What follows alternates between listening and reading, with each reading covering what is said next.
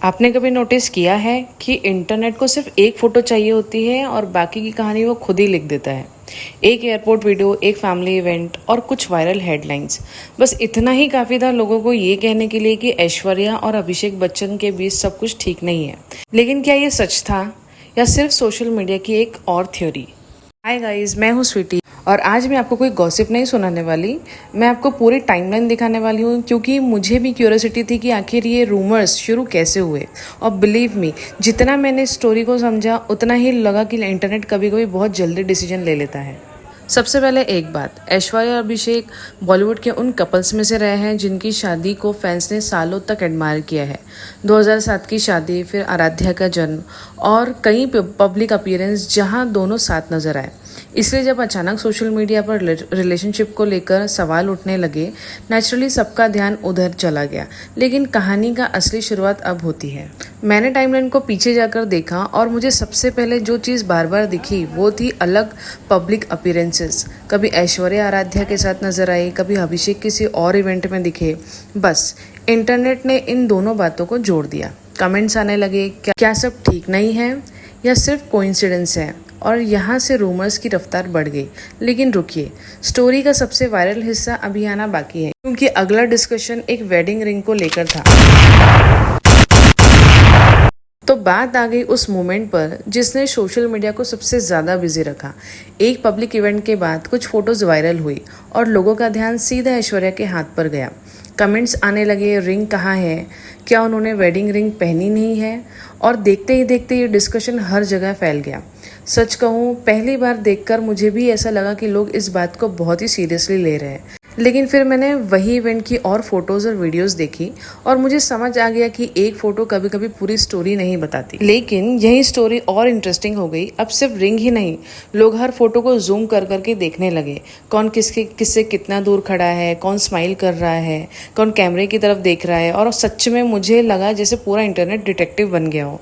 कभी कभी हम एक सेकेंड के मोमेंट से पूरी कहानी बना देते हैं, जबकि रियलिटी उससे काफ़ी अलग हो सकती है। ये डिस्कशन बच्चन फैमिली तक पहुंच गया।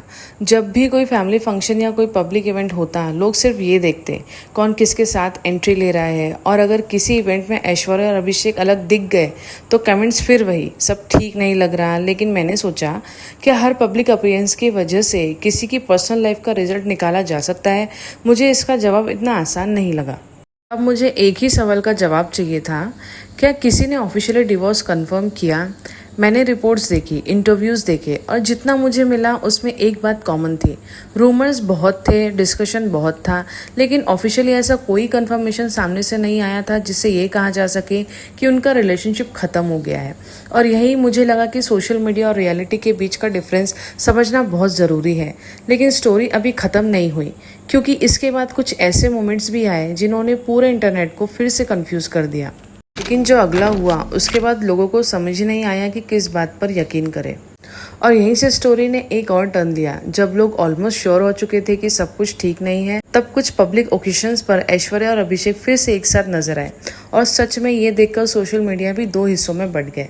एक तरफ लोग कह रहे हैं देखा, रूमर्स गलत थे, और दूसरी तरफ लोग बोल रहे हैं कि नहीं, ये सिर्फ पब्लिक अपीयरेंस है।